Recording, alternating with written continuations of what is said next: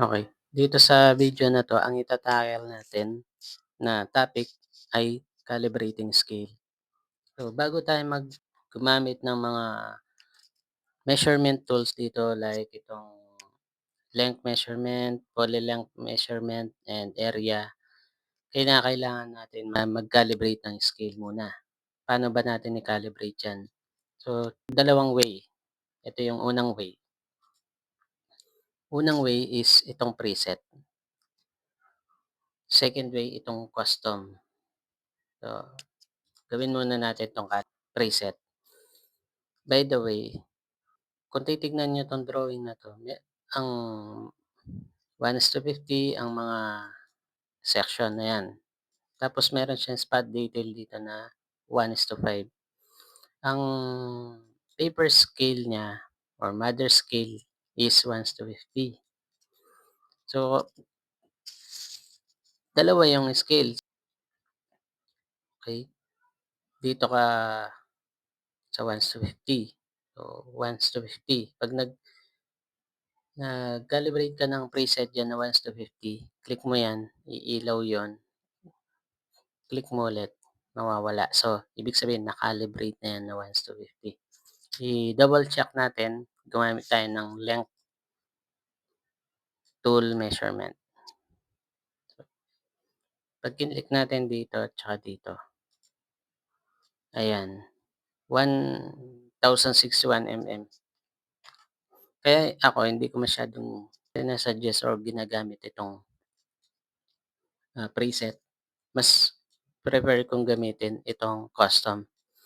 Try natin gamitin itong second way na custom. Calibrate natin, then 'pag kinlik mo yung calibrate, mag-click ka ng dalawang ano, para kang nagsusukat, pero hindi ka pa nagsusukat niyan. Kumbaga nagka-calibrate ka pa lang. Tapos ilagay mo lang dito 1.0660, yan, apply natin. Now kapag nag-measure na tayo dito, ayan, accurate na siya. Ayan, 'di ba? Mas accurate siya kaysa dun sa nauna.